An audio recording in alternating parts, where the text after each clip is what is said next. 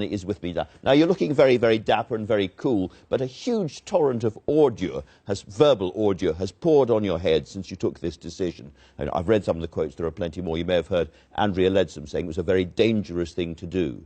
So why, in short, did you feel that you had the right, and indeed possibly the duty, to wade into what is a British political argument? Well, first thing to say, Andrew, thanks for having me on. Understand there's a lot of passion on all sides of this debate.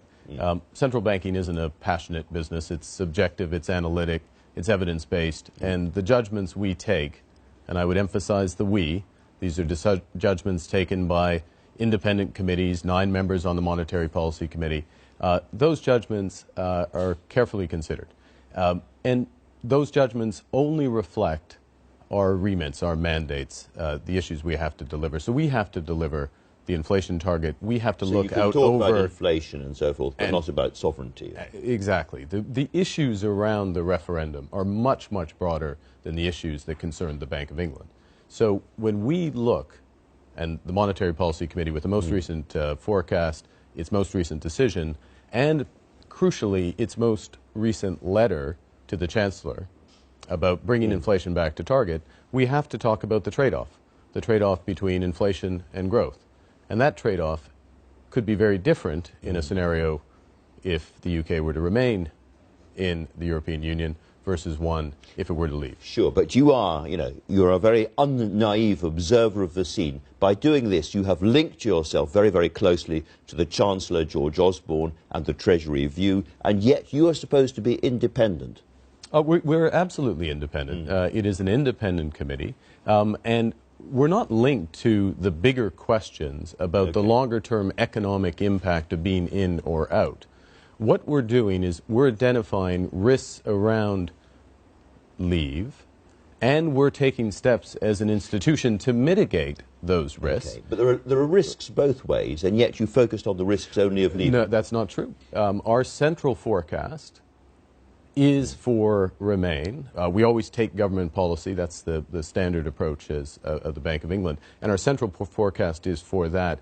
And we go in great detail on the risks around that. And we're going to come on to that. I'm glad you said that. But before we do, Lord Lamont, former Chancellor, can't be dismissed, talks about the daily avalanche of institutional propaganda is becoming ludicrous, he says, and pitiful. Important institutions are being politicised, I think he's talking about the Bank of England here, and used to make blood-curdling forecasts. A governor should be careful that he doesn't cause a crisis. That's fair enough, isn't it? Well, it's fair enough. We have learned in the United Kingdom from past mistakes. High variable inflation, the debacle of the ERM exit. The lesson from that was to adopt inflation targeting, brilliantly executed by my predecessor, Lord King.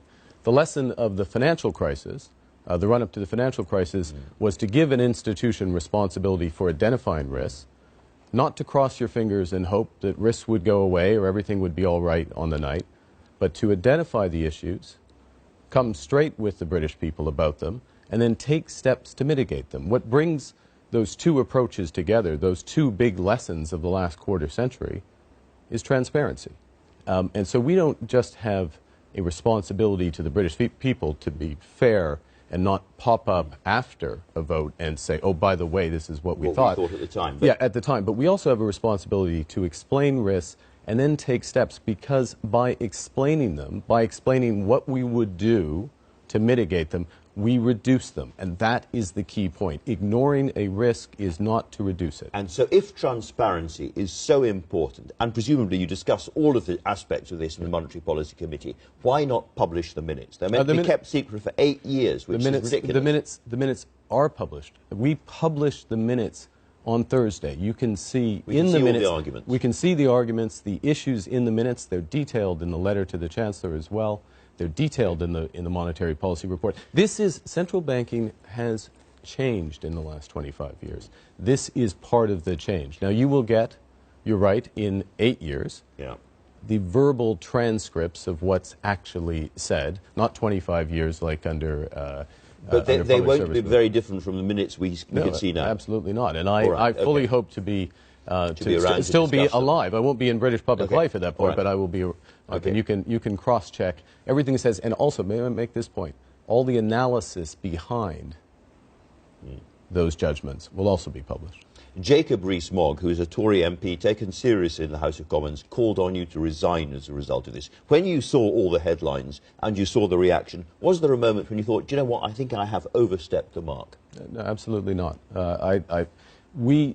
Central banks are independent in very specific areas for a reason.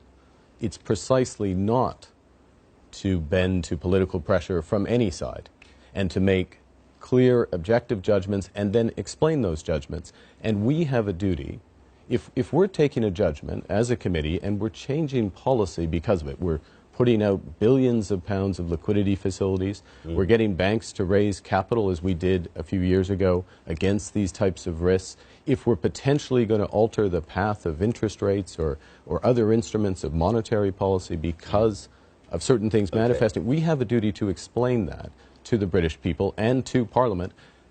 And can I go back to one of your earlier points about daily avalanche? No.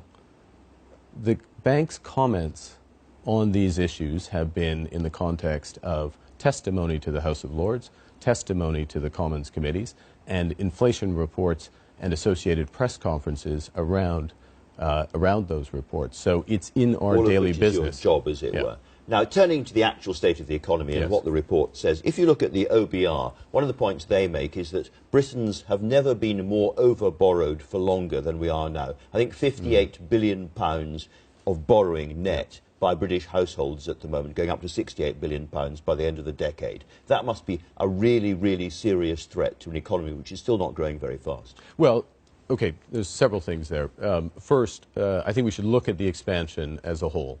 This has been the strongest growing economy up until very recently in the G7. Secondly, in terms of the borrowing position of British households, relative to their incomes, British households have worked hard and paid down debt. So it's gone from about 160% of income to about 135%. But that's tailed off now, hasn't it? It has now tailed off. And so this is something that so we are still watching. Quite heavily borrowed. And the reason I'm asking about this, of course, is this is all based on a world where we don't really have interest rates anymore. So presumably the worry is when you have to put interest rates back up again, assuming we stay inside the EU, we could then face a kind of raft of repossessions and people being in terrible trouble, as they were in the 1980s. You remember the negative equity and stuff that we faced then.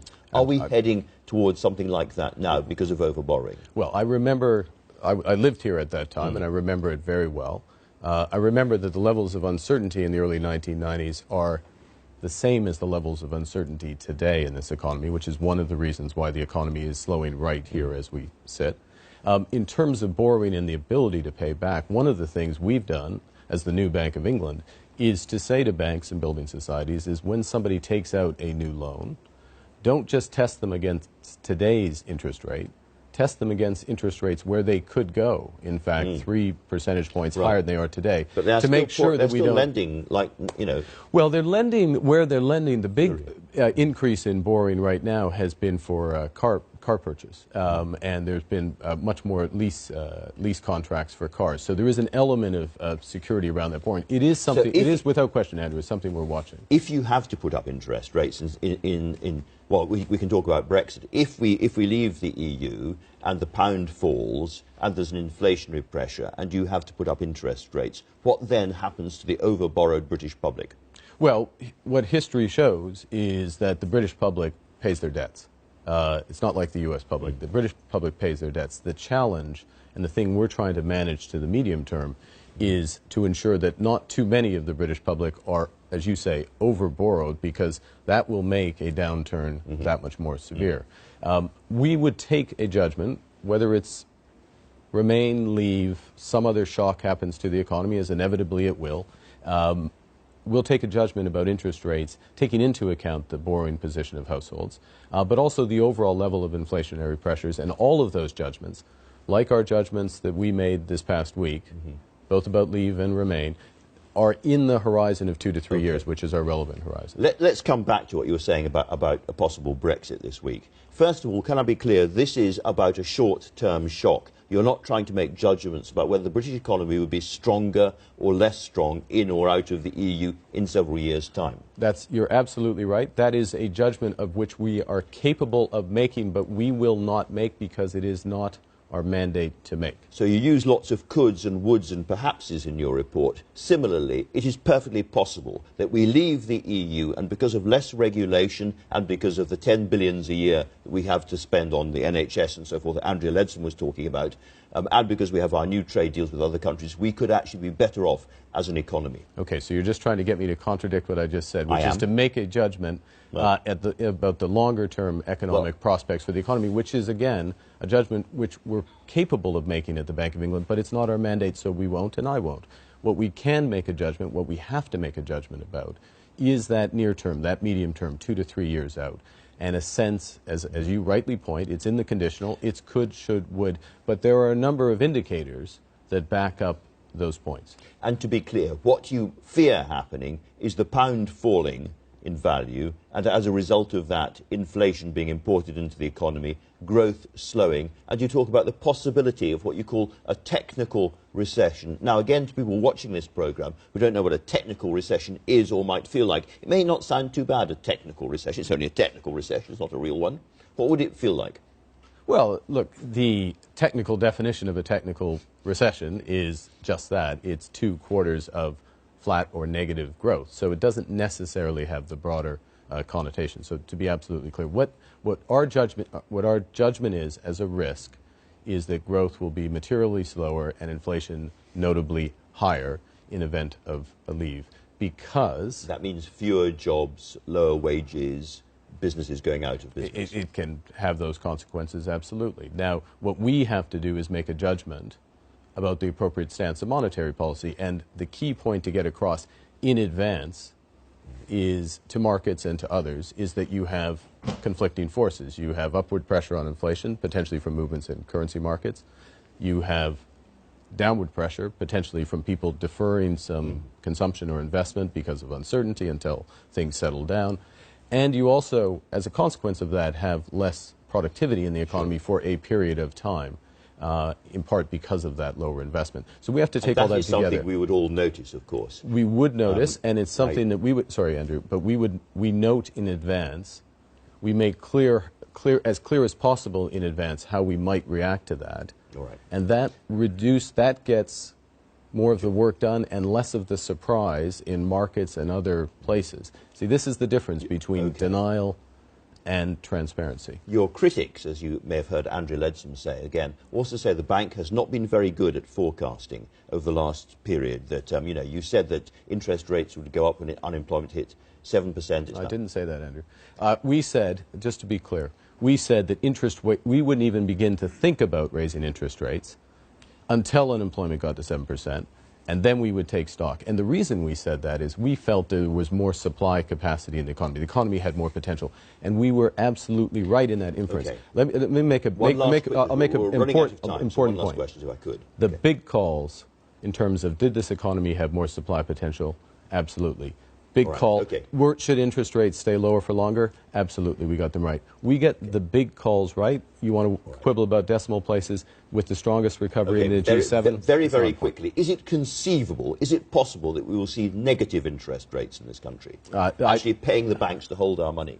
It is highly, highly unlikely. Look, we have space for any eventuality in normal interest rate policy. What we're focused on